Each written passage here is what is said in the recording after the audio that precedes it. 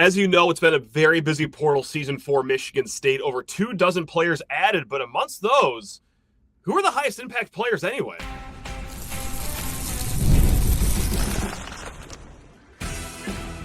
You are Locked On Spartans, your daily podcast on the Michigan State Spartans, part of the Locked On Podcast Network, your team every day. This episode of Locked On Spartans is brought to you by FanDuel. The college football playoff is here, and FanDuel is the best place to get into the action all playoff long. Visit FanDuel.com to get your college football playoff profit boost every game day. Spartan friends, Spartan family, Locked On Spartans listeners, thank you all so much for tuning in to another episode of Locked On Spartans, and thanks a ton for making us part of your daily routine, guys. Please rate, review, subscribe, comment below your favorite transfer portal pickup for Michigan State so far, because we're going to get to that here in a hot second. Yes, we will get to the Michigan State-Indiana basketball game here at the end of the show, but first and foremost, guys, just a few hours before recording this here show, hey, another portal pickup, because the day ends in Y, and when you got to stock shelves all around you, yeah, that's what kind of a transfer portal season it's been for Michigan State. Now, the latest one comes with Power 4 experience, comes with Big Ten experience, comes with Pat Fitzgerald experience, actually. That's right. So this guy, as you could already figure out, if he's played under Pat Fitzgerald for a little bit, older player. And he comes by the name of Kenny Soares. Now, this is a linebacker, most recently for the North Carolina State Wolfpack. Now, he did play in every single game for the Wolfpack last year, including starting the last 8 games of the season. This guy was put to high production, okay? He was put to use a lot, including a game earlier this season where he recorded over 90 snaps in a single game. My goodness, even the bowl game that he had 70 snaps. So yes, it's hard to get this guy off of the field, and it was nice to get him out of the portal as well. So like I said, he played for Pat Fitzgerald the last 3 years before heading to North Carolina State. He was with Northwestern. So yes, was recruited by Pat Fitzgerald, played as a freshman under Pat Fitzgerald back in that season. So some familiarity there. And obviously, I wanted to go back to playing to the guy that he originally committed to out of high school. So, look, guys, I mean, just with every portal pickup, there's give and take, right? You're going to attribute some great traits of a player, right? Like Kenny Soares seems to be a versatile player, right? Seems to be a high motor player, as I just said. I mean, we're talking some games north of 70 snaps, one north of 90 snaps. My goodness. This guy comes with a lot of experience from a Power 4 level and, just a physical player, as you would expect out of a linebacker, of course. Now, I got to say, if you want to look at Pro Football Focus, this is where the give and take comes in. Their coverage, great for him, not great at all. It was somewhere in the 40s. He got picked apart pretty well in the Georgia Tech game, and he let up a high percent completion whenever he was targeted. So just want to caution that too. Not that we're, just saying, hey, no, you go back to the portal. No, we will welcome any and all bodies here, especially ones with Power 4 experience. But that's the give and the take. You're getting a player that's versatile. He's very experienced at a Power 4 level. But, hey, coverage, at least for last season, did not look too good. For a clear picture, I actually reached out to our guy Kenton over at Locked On Wolfpack, and he responded with a very detailed message. So shout out to our guy Kenton over at Locked On Wolfpack, just to get the skinny on this guy. And I'll condense it into a shorter, synopsis than what he had for us. But basically, he said if he is like a guy you need to day one start, like he's going to be the star of your linebacker core, then, okay, it might be a little reluctant to just blindly believe that this is going to be a dynamite pickup. But he also said if your linebacker room has talent, if you guys already have some starters in place, or if he's going to be this third linebacker in the starting group, so to speak, that this is, a pickup that does provide not just depth, but depth, experience, and also talent too. He's not going to be a guy that you want to throw in the middle of your defense. But hey, you know what? If he's just like a extra guy, for example, he's on the 2 deep, he's one of the first guys off the bench, so to speak. Well, this is a really solid pickup for any Power 4 team. So I would say, as Michigan State fans, I would say that this linebacker room does look pretty solid to begin with, right? Jordan Hall comes back. That's great. Brady Pretzloff, he comes back. But also some other big fish that you've landed out of the portal so far. Deion Crawford, Caleb Wheatland. So let's talk about what this linebacker room does look like right now, because if you want me to just pencil in a depth chart right now. Middle linebacker, Jordan Hall. Strong side linebacker, let's go with Brady Pretzloff there. And then, well, this is your third linebacker spot. And we were kind of throwing around, what is it going to look like this year? Is it going to be Cam Stodgill, the transfer that they got? Is it, maybe one of the younger guys like DJ White or Trey Lyle, another transfer? Leonard Ayu, a guy that, was working his way back into football shape last year. Who knows? But at least you've got bodies with experience because, of course, you add Caleb Wheatland. This is a guy that produced at a very high level 2 years ago at Maryland. Okay. Throw his hat in the ring. Sure. Deion Crawford from Buffalo. So there's no shortage of options for how they will go towards the linebacker position here. So there you have it. Welcome, Kenny Soares, who, by the way, was named Walter Camp Connecticut Player of the Year. Now, Walter Camp, they gave this state award to the best guys that produced in college last year from, of course, different states. Would you look at that? Cam Edwards was the best player from Connecticut. He's now a Michigan State Spartan. And Kenny Soares, also from Connecticut. He was the defensive player of the year out of Connecticut. So if you are born in Connecticut, you play good football, that pipeline is going to be opened up right here. So I got to shout out Maxwell Klitsky, a friend of the program. I saw him tweet about that. So yeah, when I saw that, my eyes lit up and I said, yeah, we got to bring up this Connecticut to Michigan State pipeline here. So guys, let's move forward with the conversation here because we got a great mailbag question. It was a simple question, but one I think a lot of people kind of want to know. Now, this comes from Griffin, who wrote in, hey, Matt, would love to see a segment or an episode in the future breaking down the most impactful transfers from this class. With the amount of transfers coming in, it's hard to know who is the best pickups and who you think will be the most impactful on the upcoming 2026 team. Maybe top three on each side of the ball. Griffin, why not? We'll just name you executive producer of this episode. Let's do it.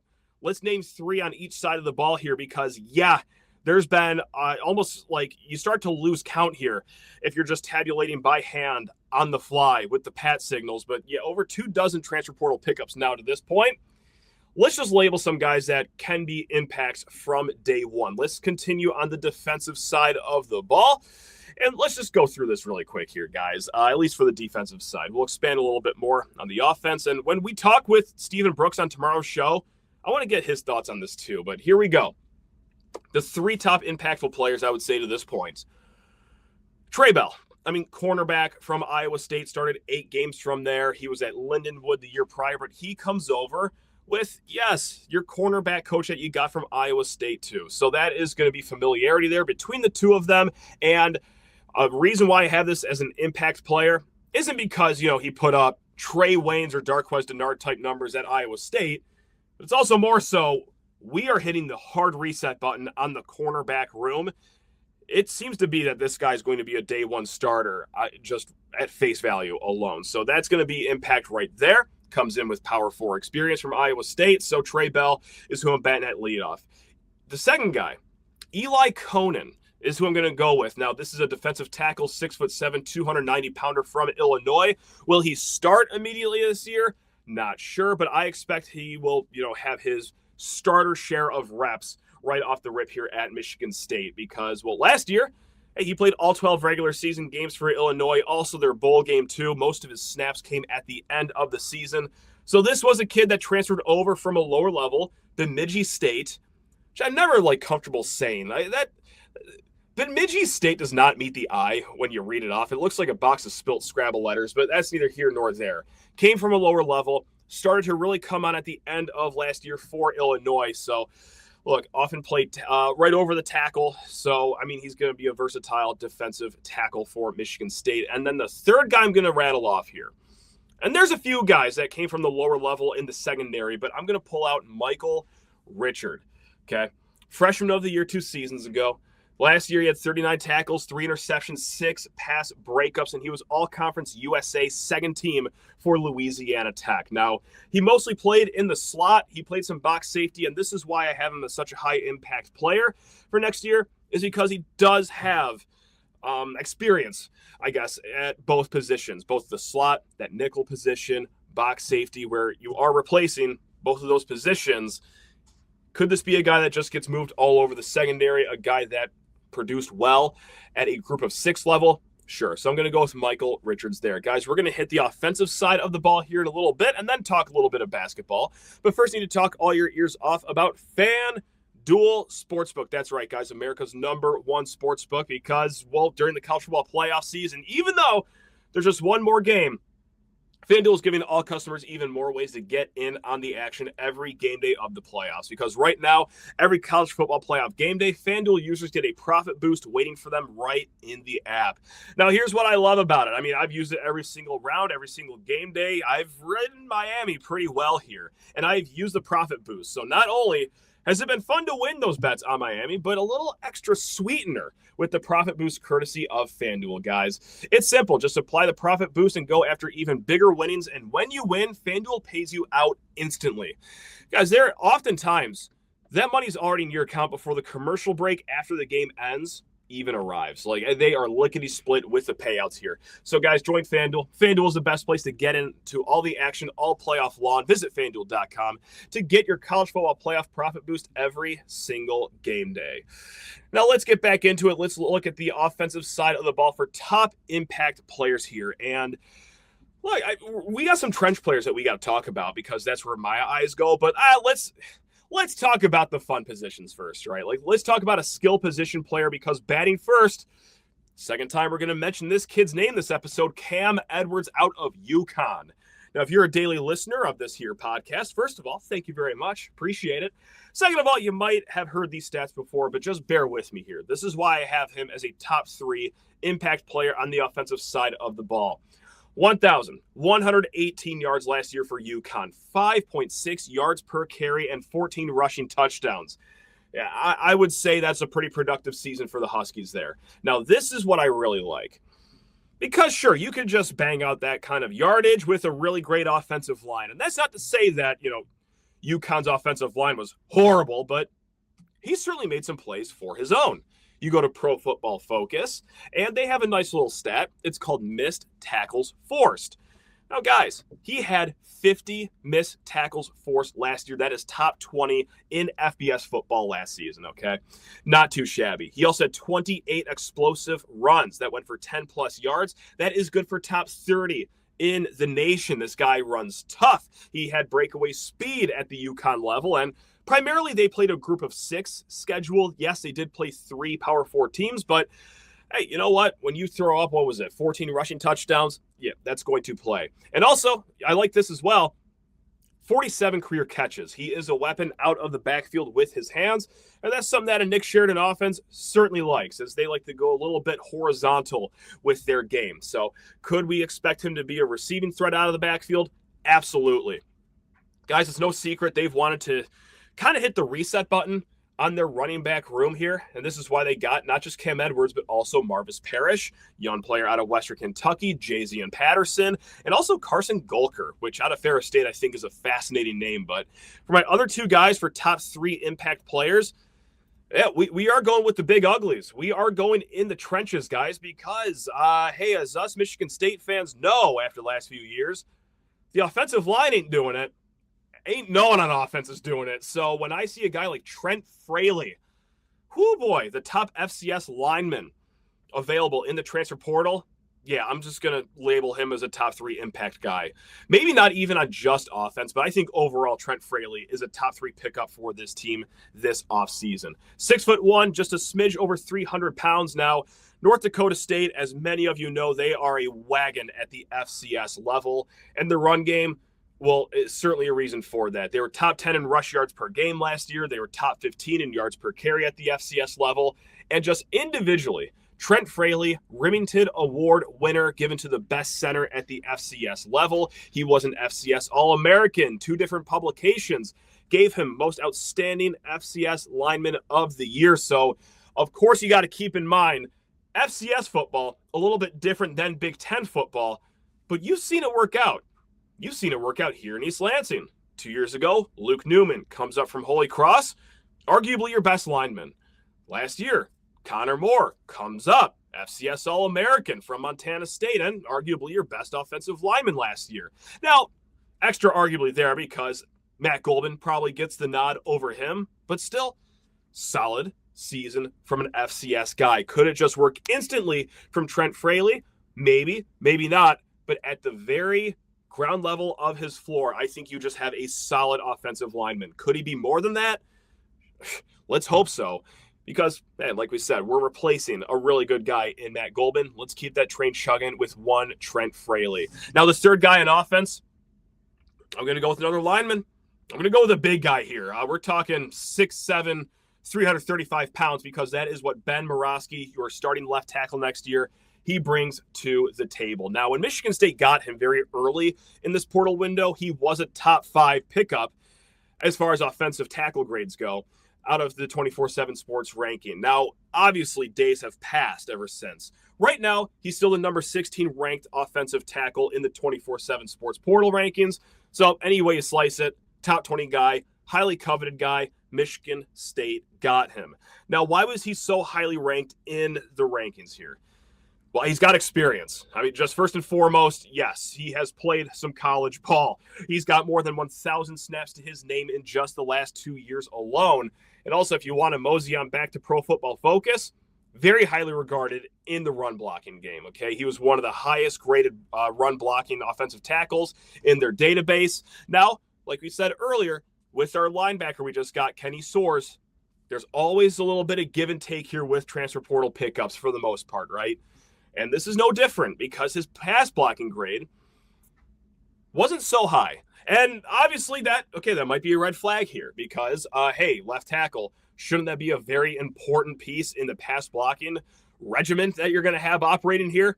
Yes, you would hope. Now, I'm not saying that it was horrible, and I still think it will be an upgrade from where it was last year because while the grading system can be a little arbitrary, maybe a little opinion-based, here's what isn't opinion-based, and this is how many pressures you are letting up.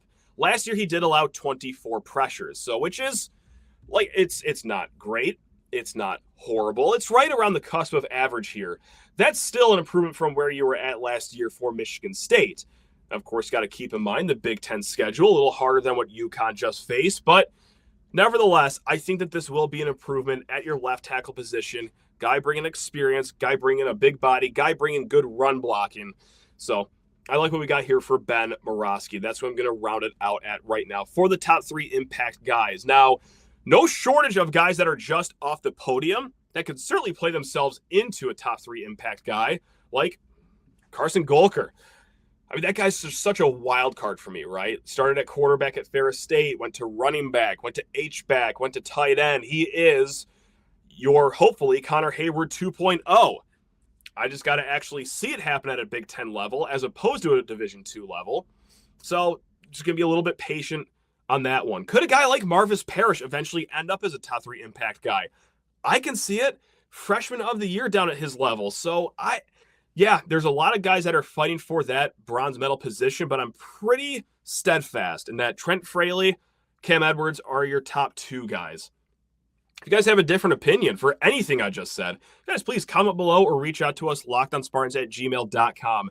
Now, guys, coming up, we will be talking about the basketball game, and I will give a peek behind the curtain if you haven't already figured out by now. I'm recording this before the game because I'm lucky enough to be able to go to the game tonight. So I wanted to make sure I recorded this before going to the game, not because I'm going to go Paul Davis mode here and just lose my mind and just the whole game's going to be a blur for me. No, my voice has been pretty touch and go, and I feel like after 2 hours at a basketball game, it could be a little shot. So we're going to talk about this game the next 10 minutes here. Hopefully my vocal cords can hang on. But if I got home tonight and tried to do 30 straight minutes, there's no way that would have worked. So, guys, if I've missed something in the transfer portal, I am so sorry. If MSU lost in back-breaking fashion or they won in a just exhilarating, heart-pumping way, and I haven't exuded that so far this episode, that's why. Because I got no idea what's about to happen in 3.5 hours when I get to Breslin Center. So, enough about that. Let's just talk about this basketball game. I'm excited because I got no idea what I'm about to say next. All right. Okay, confession. I might have went just a touch Paul Davis mode. Not full blown. I still have very vivid memories of this game, but oh my God. Lansing Brewing Company, congratulations on making a great blood orange drink over there. But guys, let's talk about this game because Michigan State 81, Indiana 60, and Didn't really seem like it would be this decisive of a victory as it was 53-53 at some point, and Michigan State barnstorms on a 28-7 run to end the game. My God. Way to call it curtains right there. And that'll starts by, against all players, your freshman. Jordan Scott buries a nice jumper. Cam Ward, you don't work hard. That's right. Well, Cam Ward does work hard. And then it's the most like just sports bar take. No X's and O's involved, no analytics involved, but man, oh man, I'll tell you what. We've said it on the show a few times. I'm sure you guys have said this a few times. When Cohen Carr dunks, especially at Breslin Center, sure, the scoreboard says, 2 points have been added. If you're there in Breslin, especially when you're capping off a, 7-0 run once the game was tied, that dunk might as well be worth 6 points, and the game is effectively over. So, yeah, it was an awesome, awesome finish to the game for this one for Michigan State. Now, of course, there's more than just the last 12 minutes of the game, right? I mean, Jeremy Fears, it's funny, right? Because when Jeremy Fears has a really good game, it's kind of always like, Jeremy Fears had a great second half and finished with his career high, or Jeremy Fears against North Carolina, he finishes with 20-plus points. What a great evening for him. It's always in the second half, right? But not tonight. And Indiana, I feel like they were kind of goading him into, all right, hey, this guy won't shoot, right? Like, we can let the game fall into his hands. He's not going to affect us this early. No, he shot 3-pointers. He made 6 free throws, and that is helpful when you're fouled on your very first shot of the game. Only made one of those free throws, but nevertheless, guys, he was effective even outside, just foul baiting, what the haters call it, or just what it kind of really is, but there is an art to foul baiting. No, there was truly just more than that. He also got to the lane a few times. He scored 19 points. 19 points in the first half. So Jeremy Fears, that was the game for him very early on in the first half. Finished with 23. I mean, did you need more points from him in the second half? No. But that's where other key players start chipping in. So, yeah, some more productive second half from the other horsemen of this group. Jackson Kohler, he tacks on 8 second-half points. Carson Cooper, 7 second-half points. Even Cohen Carr, 6 second-half points. And like we said, when that dunk happens, which is seemingly a staple in every Michigan State game, it shifts momentum or it shuts down the game, or in this case, both. But I do want to point out something that has to do with Cohen Carr, something that has to do with Jordan Scott. And yes, Jordan Scott, I mean, fair enough game, 11 points. It's a pretty good game from the guy, right? I mean, hey, way to go, freshman. But what I want to point out is something that doesn't show up on the box score. And even if it does actually show up on the box score for this one player that we're about to talk about, it's a lot better than most teams have done against him, because what we talked about going into this game, Cohen Carr, okay, he played really good defense against Chad Baker-Mazara. Can he do it again against Lamar Wilkerson? And Lamar Wilkerson came into this game as the 4th leading scorer in the Big Ten. And here's what I mean when I say, like, when you hear the box score, doesn't really seem like they shut him down, but 19 points for Lamar Wilkerson. 5-11 from three-point land, which is a good game. 6 of 14. Like Lamar Wilkerson had a good game. But you watch the defense Cohen Carr had in the first half. And then whenever it wasn't Cohen Carr's turn, it was Jordan Scott's turn. They were his shadow for most of the game. Again, it was a while until Lamar really got his wheels turning. And when they did get turning, yes, of course, he scored. But it was a little too late here. And they didn't let him get started so hot. Yes, Michigan State was down early in this game, but it wasn't because of Lamar Wilkerson. If he had it going on too, oh my God, Michigan State could have been down 12 early on, 14 early on, but it was a combo for the upperclassmen and the lowerclassmen. Cohen Carr's defense, again, just like the 47-year-old Chad Baker-Mazara, was in his shadow the entire game. And I was even more impressed too with Jordan Scott. If that's your baseline defense, like that's what you're starting your career with. Like, we all love Jordan Scott so far. But man, it's always for his effort, his motor, his rebounding, his timely shots. His defense really shined tonight. So again, this is what I come back to. It doesn't really show up on the box score of how well he played defense, especially when the guy goes off for 19 points. But this is a guy that just went off for 30 plus against Nebraska. This is a guy that just went off for 40 plus against Penn State. Michigan State kept him at bay. I really loved how they switched on him. Their communication is crisp as any other team that I've seen play in the country.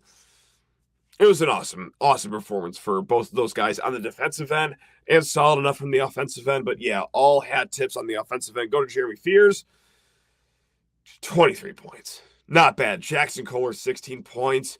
Kurtang, 11 points. And man, what a slow start for him. Me and my dad were at the game. We were starting to say to each other, oh boy, this is one of the tough ones for Kerr. And you know where I get my jinxing ability from?